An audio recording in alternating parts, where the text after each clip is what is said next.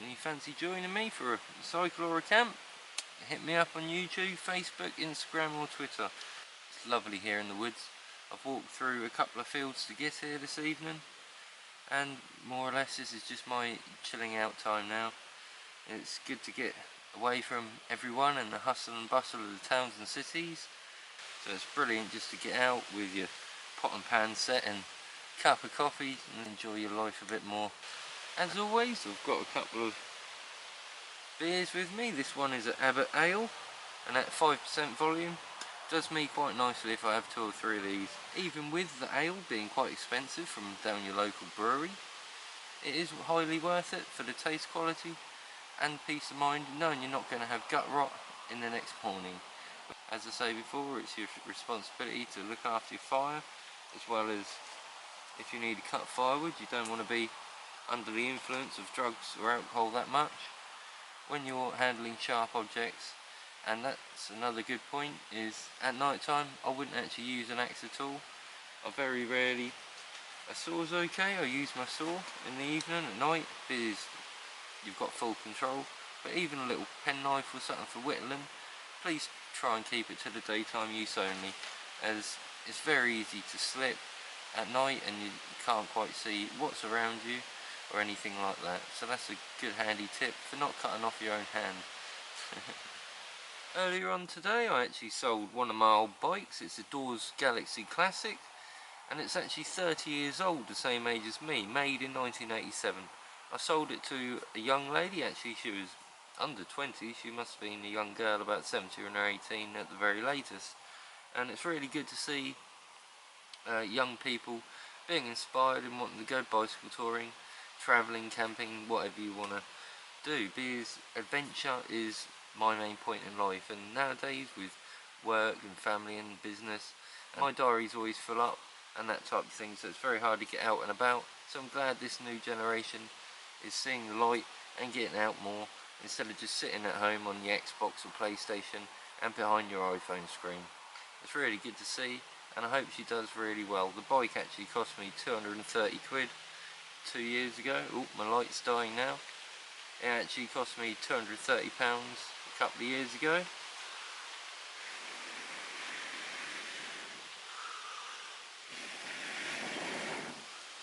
But I thought I'd let it go for £140, as she seemed a nice girl, plus she'd be inspired to do more journeys around the United Kingdom. Starting next year, she told me, she's actually cycling from John O'Groats in the north tip of Scotland to Land's End, which is the most southerly tip of the United Kingdom.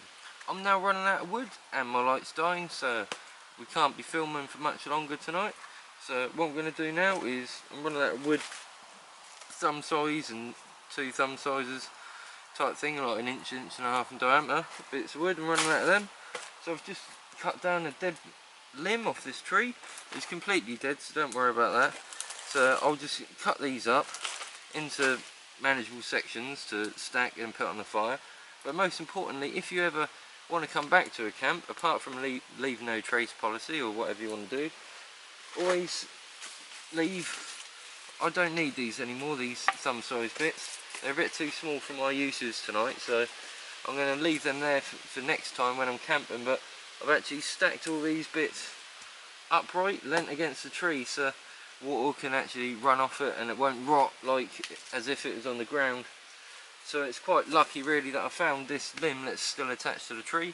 There is one more, but I don't need that at the minute, so I'll leave that there for the birds and rooks and crows to sit on, and maybe even some owls around these woods somewhere, because in Suffolk there's lots of woodland, but it's very sparsely populated, and so I would always recommend keeping some for next time you come.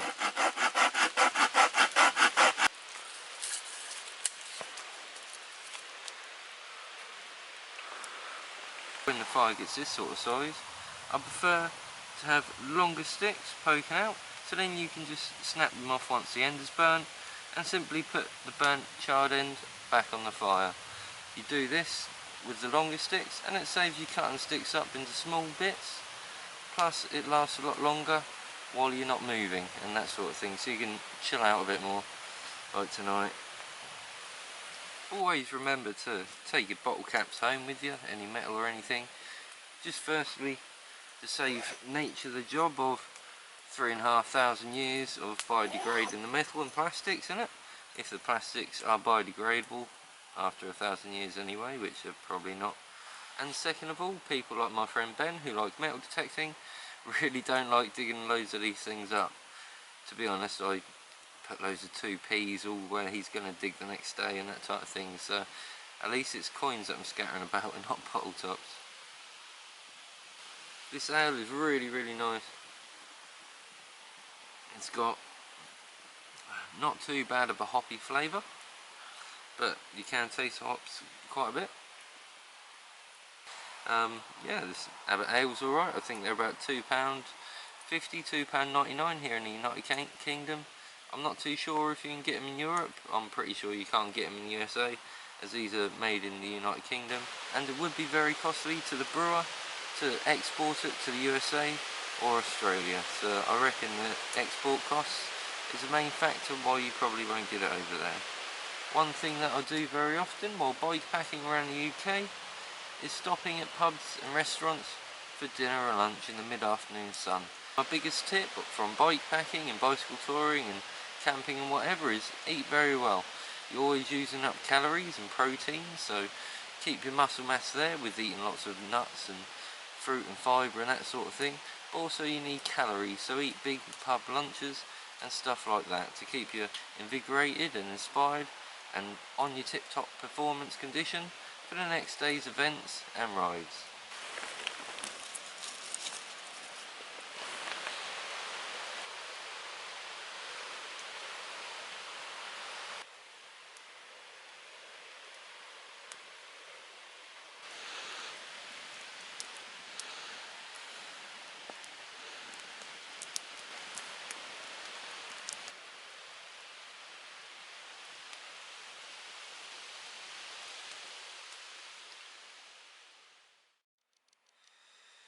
Right, I've just woken up in the middle of the night, freezing cold, my phone's dead, no idea what the time is.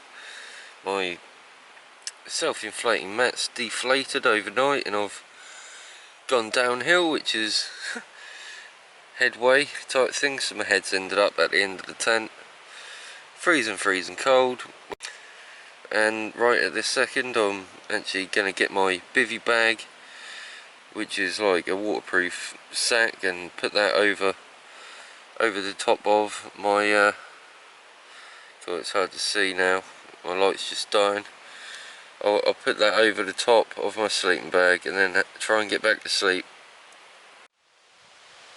Hello everyone, last night was a bit of a rough night's sleep. My sleep mat kept going down, just thoughts kept me awake all night, and deer were barking, making like, well, a deer bark noise, which is quite spooky in the middle of the night. Luckily, I know most animal noises, but some of you would think it's like a big bear coming to get you or something like that. So today I'm just going to have a small fire, make myself a cup of coffee. I'm going to be cutting up some more dead wood off some of these trees, and after I've got lots of firewood for the next camp, I'm going to pack up my gear and go home, because I'm absolutely starving and I don't have any food and only a little bit of water left. So I'm going to head down the shops in town or somewhere like that and then go camping tonight as well. So how are you finding the quality of this video? This video here is filmed on my Sony mirrorless camera. My previous marshland stealth camping in the marshland video, that was filmed with my Nikon D7100 full professional DSLR. And the previous camping video to that, in terms of bike camping, that was shot with my Handycam, which I usually vlog with while out on the road. Please leave your feedback in the comments box below relating to what camera you prefer me using. It's very easy to use a Handycam, and then this is the second easiest one, and then my Nikon DSLR. That's a bit of a pain in the backside sometimes, because you have to not only do all the settings, but then you have to get batteries for wireless microphones, wired microphones, and other microphones. There's nothing worse than good Nikon picture quality for full professional camera quality, and then you just got dodgy sound. So please tell me in the comments below how all these cameras work and which one you prefer.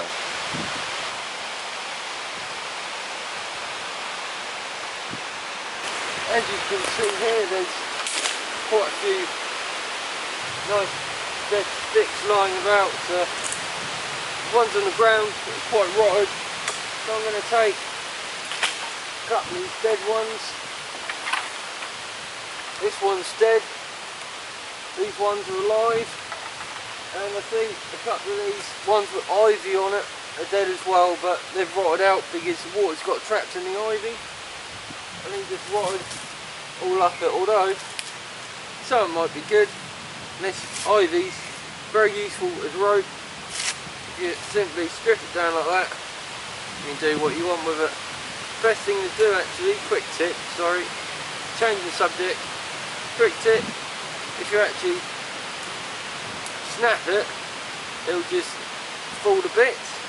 But if you get a knife and carefully cut through the centre line of the ivy, then it won't snap anymore. It'll just be like twine and you can wrap up whatever you like. While the fire's warming up for my kettle, I'm just going to cut this nice dead beam, or I think it's sycamore, so I'm going to cut this branch down. It's right up in the tree there, so I'm going to have to bring it down nice and gently. One of the best things to do in this situation is to get over the tree itself and actually cut a back cut just below where you're going to cut on this side, so it tips over and snaps straight. Plus with the back cut, you'll more than likely have it fall the way you want it, whereas the wind, say, it's not affecting this one because there's no leaves on it as it's dead, but if there was leaves on it and you didn't do a back cut, what tree surgeons like myself like to call a gob, if you don't cut a gob in the front, it may go where you don't want it to and squash your tent, someone, or a building or something. So it's very important to get a little gob in if it's a nice heavy bit like this. That's the gob cut. Now what you need to do is put your saw aside for now and just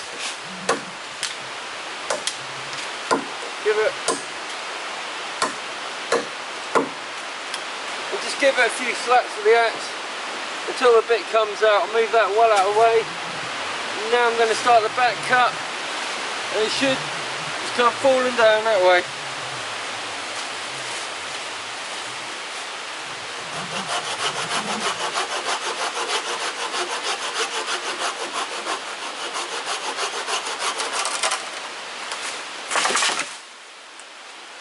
And the job's a good one. What we have left here is a brilliant hobby horse for cutting up your wood and kindling as big as you like, but I'm not going to cut through most of this today. I'm just going to leave this standing upright for now. As I said last night, we're standing these logs upright. The rain and weather can run off them and they won't go rotten for a good year and a half. They'll stay like that until the termites and things find their way in, and then they'll start to rot and decay. So I'm going to chop these bits up into manageable slices, bits, and then stack them up for the next time I'm going camping.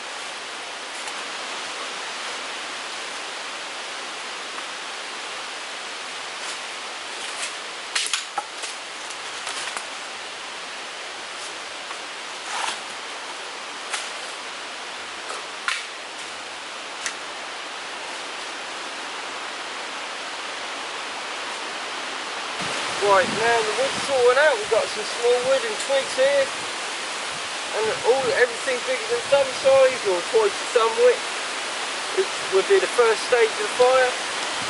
We've got next to that some big chunks for the longevity of the life of the fire, so this will stay here hopefully until I return in a week or two or something like that, and if I'm not on tour, that is. So right now what I'm concentrating on is the fire, so I'm going to make myself a nice cup of coffee, and then I'll pack up my gear ready to go wherever I end up. I'm camping again tonight, so stay tuned. In a few days I'm going to release some more videos, camping and exploring. I've got quite a few places on my list for my diaries channel to explore. If you'd like a deeper insight to who I am personally, I stand for truth, justice and equality, no matter who you are and where you're from. And if you'd like to learn more about me and what I stand for, then please go and tune in to my Hippie Swift Diaries channel, which is on the right hand column if you go on my main Hippie Swift channel page. There I do loads of fishing, photography, walks, camping and hiking. So if you're into any of that and just want to see random videos, please tune in to my diaries channel.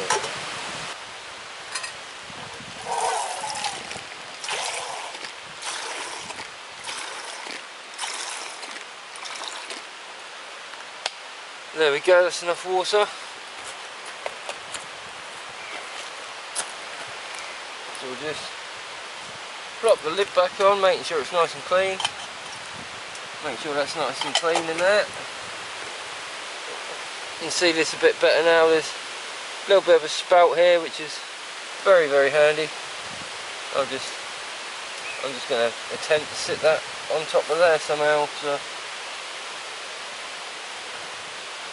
let's hope that stays on.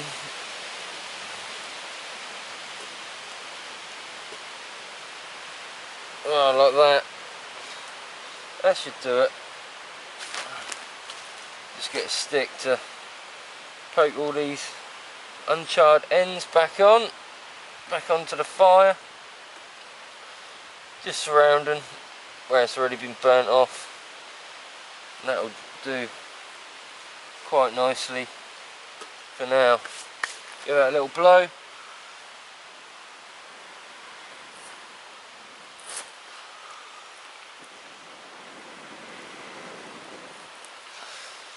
Like I said before, it's a long blow, not a fast hard blow, it's a long soft blow.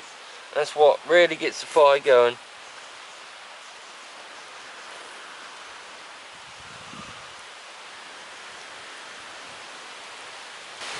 Another nice bit of cane sugar. I'll have 1.5 of them. And for my Down Egbert's Gold coffee, I'll have a nice big one of them. That'll do me. Always remember to take your bottles home and not to leave them under a tree or anything or bury them. Always take them home with you. Save the animals breaking them with their hooves and getting glass in their feet.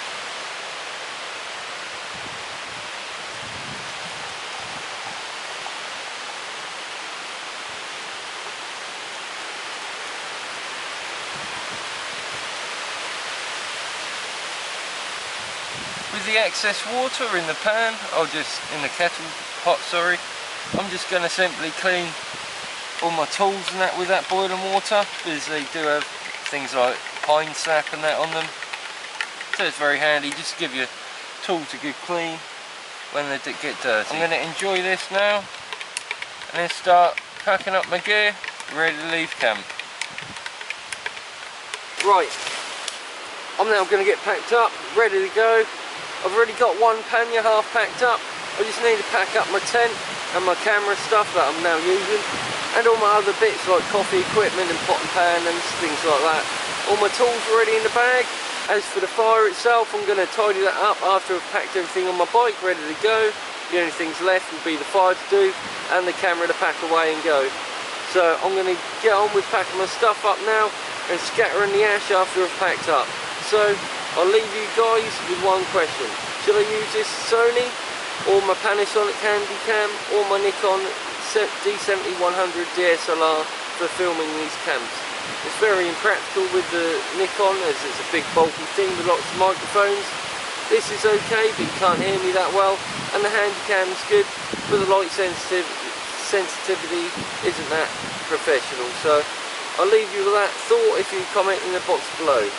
Till next time, stay safe and I hope you find peace. On with the time lapse.